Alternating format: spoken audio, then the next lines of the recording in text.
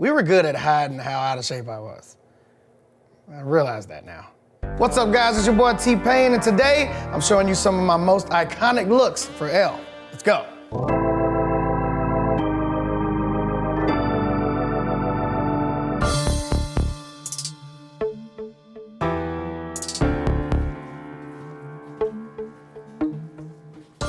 All right, first up, we have probably the most iconic look. We're gonna kick it off. We're coming out swinging. This is my album cover from rapper turned singer. People recently found out that I didn't have these chains on, and not only was it painted on my wall just now, it was also painted on my shirt.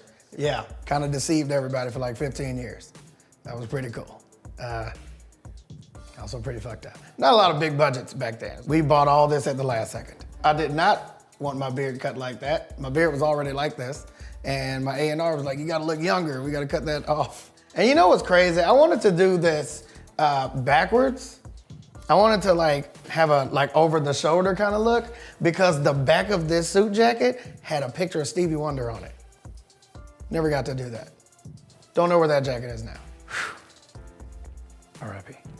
to the jacket. Not Stevie Wonder's still alive, I'm sure, right? Correct? Okay. Sweet, so now we have another iconic look. I think it's iconic. You probably won't remember it, but this was a big moment in my life because I got to perform on TV with Chris Brown. The whole outfit lit up, and I was able to get some of the light to come out of the jacket and wrap around my hair, so that my hair was lighting up the same as the jacket. It was a lot going on with this, but the lights are not light bars. Everything was running off of like D-cell batteries. It was crazy. We did not have the technology to really do this properly. Or maybe I didn't have the money. I don't know what it was. Something about this was wrong. I'm not a strong gentleman. Not super good at even holding up my own weight. Standing up right now is a task.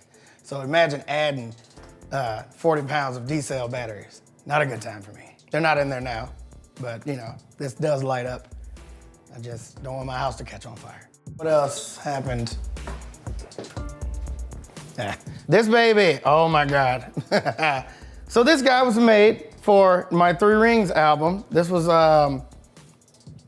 it was hot. A lot of chains, a lot of things, very Michael Jackson inspired. I kind of wanted to, you know, get a lot of hardware going on. Bad idea, don't do that. Not in the middle of the summer, for sure. I think it was one of my favorite jackets, and it was one of my most well-made jackets, you know? See that, custom made for T-Pain, Three Ringz. Nobody could see that because it was pretty much on my ass when I wore it, but I knew it was there. It's like the Stevie Wonder picture. I knew it was there. Made it more special for me. My biggest style influences was anybody who did whatever they wanted to do. It was CeeLo Green, Busta Rhymes, Andre 3000, Michael Jackson, anybody that came out with crazy styles that just didn't care what anybody said or talked about, anything like that. Those are my main influences, for sure. This is important. So just realize how drunk he looks and how drunk I am. This is me and Tim Westwood, huge DJ in the UK. This picture literally encapsulated the moment I wore my first top hat. I was like, dude, we gotta go get like a top hat. Like people, like English people and British people wear top hats, right? We gotta go get a top hat. I feel fancy, I wanna go get a top hat. Also, I didn't have a haircut, so that helped a lot. Look at that, nothing else goes with the top hat. Had a Muhammad Ali shirt on and a top hat. Like that's, you know, you would think I would have a top hat and like a suit or something to feel more fancy. Nope, top hat did it, that was it. Thus, coming from the Tim Westwood interview, sparked a whole new era of music for me, the top hat era. Tons and tons of custom top hats. It's immeasurable how much money I spent on top hats. I don't know how much I did, but I do know I had 300 custom top hats. And that just spans over like maybe 2 years of being able to switch top hats every single day and being able to come with a different look that actually matched the outfits. And that's what sparked my whole top hat phase. I'm still in it. It's not a phase, Mom. I just know how much they cost now. And being frugal and financially responsible. Kinda, not really. My biggest splurge on the top hat was the Michael Jackson Thriller jacket replica. Cause, you know, putting zippers on a hat is not cheap. And chainmail Shout out to everybody that's doing LARPing and you know, the Renaissance fairs and shit. I just don't know where you get chainmail from. It was the cheap version of chainmail and it was still expensive. We go to the actual Michael Jackson Thriller replica that went with the hat. Ironically, I didn't wear the jacket and the hat together. Never did that. Never thought about doing it. Got them at different times. Michael Jackson Thriller replica, not as many zippers. I had the hat before the jacket. I realized how much zippers cost. You wouldn't think that zippers would be like a costly thing, because it's a zipper. It's not like a, well, I guess it's important. It's important for the front of the pants. Pretty iconic look, wore it on TRL with Lil Mama in 2008. It was a pretty dope look. Also very hot. I sweat a lot. So the top hat had like some spongy material in the front so my sweat wouldn't come out of it. We were good at hiding how out of shape I was. I realize that now. Oh yeah, this right here.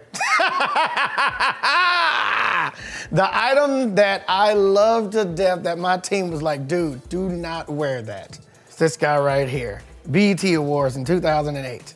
The half and half, the two-face is what I called it. Had a hat to match, pants, shoes, different color shoes too. It was crazy. I mean, if you can look at the picture, it was truly an iconic moment. This was when I did the ringleader man at the BET Awards and everybody understood that I was the leader of the game at that time. So my team hated this. Everybody hated this, except for me. I was the only one that liked this outfit. I'm glad the internet wasn't like it is now, because I probably would have had to take a break from social media after this. All right, coming to an all-white option on an all-black background. Don't know why I did that. Everything in the scene was black. There was black cars. Everybody else had on black, and I decided to go all white. This was the All I Do Is Win remix video. Super big deal for me. It obviously went platinum a ton of times, 4 times platinum by the time I got these plaques, but they just stopped sending them because they would have had to send them every year. We go platinum again every year. I still get checks from this. Ladies and gentlemen, the iconic 5 o'clock in the morning video jacket and sweater. 5 o'clock in the morning was my first #1 in the UK. That was my first time going #1 anywhere other than America. So this was a big deal for me. And to save this jacket, this $2,000 jacket for no reason, don't know why it was $2,000. It looks like any regular trench coat. Not fair to me. The sweater, on the other hand, was $30. We had a good time filming this. We shot this video guerrilla style. And if anybody doesn't know what guerrilla style means, that means we weren't allowed to shoot most of this video, but we did it anyways and just kept shooting till the cops showed up, and then we ran. So, shout out to London police, I guess, for being late. This was my first tour. Only a select few cities got to see me wear this, but it is obviously an iconic outfit for me because it was my first tour ever. First time going on the road consecutively and not just spot dates or anything like that. Chris Brown decided to have me open up for him, and this was the outfit I came out in. I'm not 100% my style has evolved. I've definitely learned how much shit costs and been very aware of that. I say that with this on the front of my shirt now. This may go back. There's still a tag in the back of this shirt. It looks good for the camera for right now. Cool? You saw the shoes? These may go back too. I don't know if they'll accept it. I don't think my style has evolved. Just think I've gotten a lot more comfortable in uncomfortable shit. If that's evolution, then sure.